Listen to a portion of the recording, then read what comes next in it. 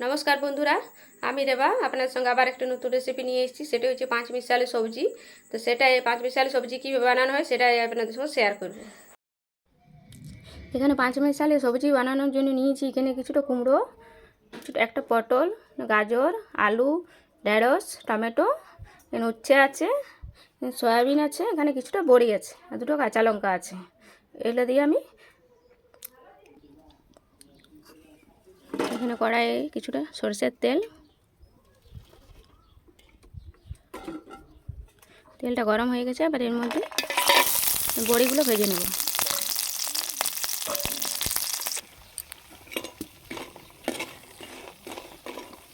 বড়িগুলো ভাজা হয়ে গেছে, এবার তুলে নেব এগুলোকে। এরপর এর মধ্যে দুটো শুকনো লঙ্কা, দুটো পাঁচফোড়ন, একটা তেজপাতা দিয়ে দিচ্ছি। এবার ধুয়ে রাখা সবজিগুলো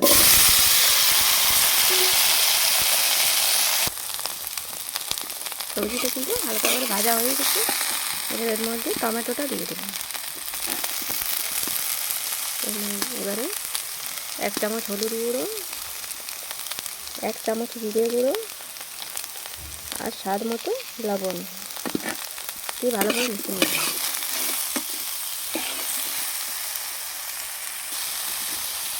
সবজিটা ভালোভাবে কষানো হয়ে গেছে। এবার এর মধ্যে অল্প জল দিয়ে দেবো।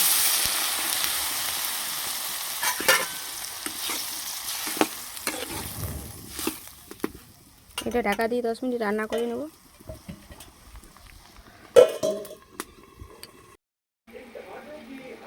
দশ মিনিট পর ঢাকা দেখো কি সুন্দর সিদ্ধ হয়ে গেছে, জলটাও মরে গেছে। এবার এর মধ্যে ভেজে রাখা বড়িগুলো দিয়ে দেবো।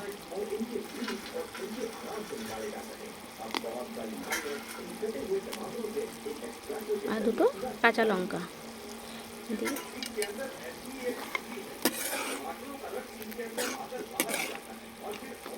এবার এটাকে নামিয়ে নেব।